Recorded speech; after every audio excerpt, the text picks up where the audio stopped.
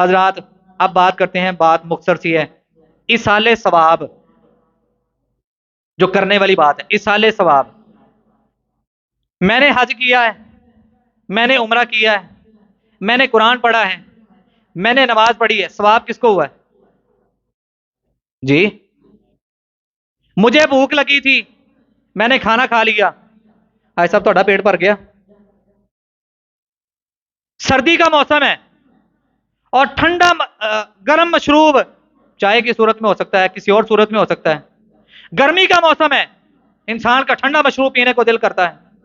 گرمی ہے یا سردی ہے، اگر کسی کو پیاس لگی ہے، کچھ کھانے پینے کو دل کر رہا ہے، تو جو انسان کھائے گا اسی کا ہی پیٹ بھرے گا یا کسی اور کا بھی بھر جائے گا؟ نبی علیہ الصلوۃ والسلام کی زندگی نے ہمیں جو طریقہ بتایا ہے نا، اس کو ذرا اپنی زندگی میں شامل کر کے جائیے۔ حضرات اعمال جو ہم کرتے ہیں نا، اس کی قبولیت کی کچھ شرائط بھی نبی علیہ الصلوۃ والسلام نے بیان کی ہیں۔ اللہ ہمیں وہ ساری باتوں کو سیکھنے والا بنائے۔ نبی علیہ الصلوۃ والسلام کے پاس جوہینہ قبیلے کی ایک عورت آئی، آ کے کہتی ہے اللہ کے نبی صلی اللہ علیہ وسلم میری والدہ فوت ہو چکی ہیں۔ اب اندازہ، اب ذرا ذہن نشین کر لیں وہ لفظ، وہ باتیں، وہ طریقے کہ جو انسان کو ایصال ثواب ہوتے ہیں۔ ایک ہے میری اور آپ کی سوچ، قاری صاحب نے روٹی دے دو جی جمعرات دی، سوموار نے روٹی دے دو، جمعے والے دن روٹی دے دو، کیوں جی میرے ابا جی فوت ہو گئے ہیں، میری امی جی فوت ہو گئی ہیں، فلاں فوت ہو گیا ہے، تو یہ ہم نے ان کو ایصال کرنی ہے۔ قاری صاحب مسجد میں کتنے بچے پڑھتے ہیں؟ 30 بچے پڑھتے ہیں جی۔ قاری صاحب قرآن چاہیے دینے، قرآن چاہیے دینے۔ قاری صاحب کہتے ہیں ٹھیک ہے جی، یہ 30 بچے ہیں، سب نے قرآن پڑھا، لے لیں جی، لے لیں۔ وہ لے گیا، لو جی یہ آپ میرے والدین کو ایصال کر دیں۔ میں نے اگر کسی سے 1 لاکھ روپیہ لیا ہے اور دوسرا بندہ آ کے کہے کہ قاری صاحب میں 1 لاکھ روپیہ دے دیو، میں کہتی دے دیتا، پہنچ گیا۔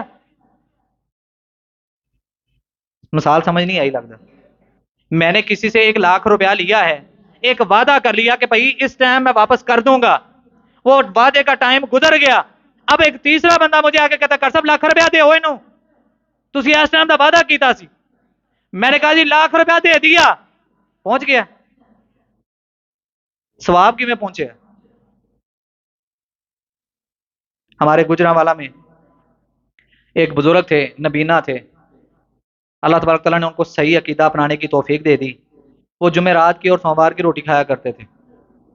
وہ ایک بچہ ان کے پاس گیا، حضرت صاحب مولانا صاحب گستاخی معاف، آپ مجھے ذرا یہ مسئلہ سمجھا دیں کہ ہم آپ کو کھانا دے کے جاتے ہیں، آپ کھا پی لیتے ہیں، ہمارے مردوں کو کیسے پہنچتا ہے؟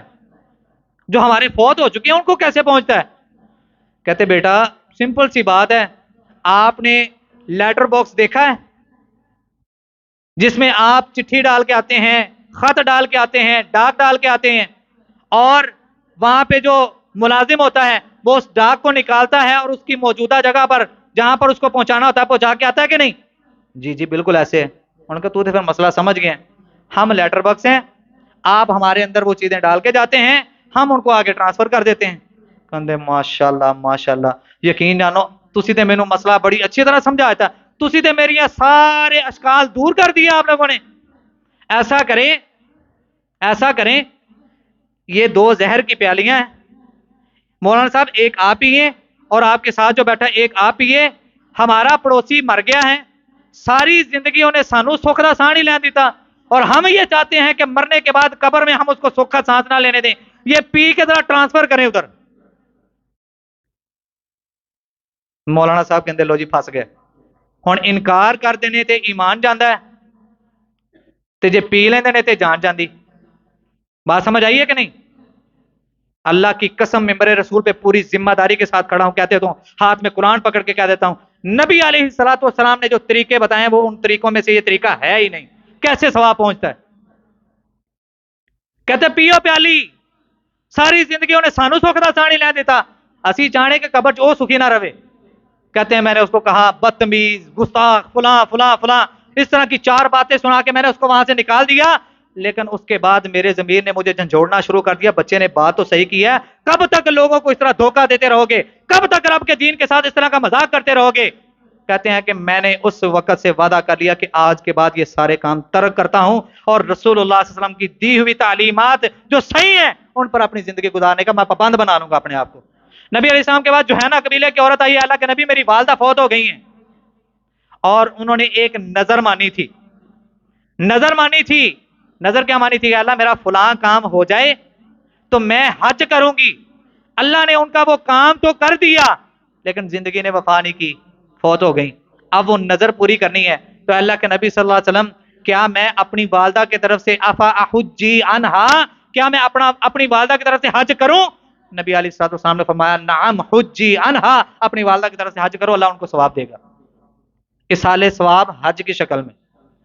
نبی علیہ الصلوۃ والسلام نے عمرے کا طریقہ بھی بتایا کہ اگر عمرہ نہیں کیا، کوئی نظر مانی تھی، زندگی نے وفا نہیں کی ہے، آپ اپنے والدین کی طرف سے، اپنے فوت شدگان کی طرف سے حج اور عمرہ کر کے ان کو اصال کر سکتے ہیں، لیکن یہاں پہ شریعت نے ایک شرط لگائی ہے، میں اگر اپنے باپ کی طرف سے جو کہ فوت ہو چکے ہیں، اگر میں اپنے باپ کی طرف سے عمرہ کرتا ہوں یا حج کرتا ہوں، شریعت نے یہ قید اور شرط لگائی ہے کہ اس سے پہلے میں نے اپنا حج یا عمرہ کیا ہو۔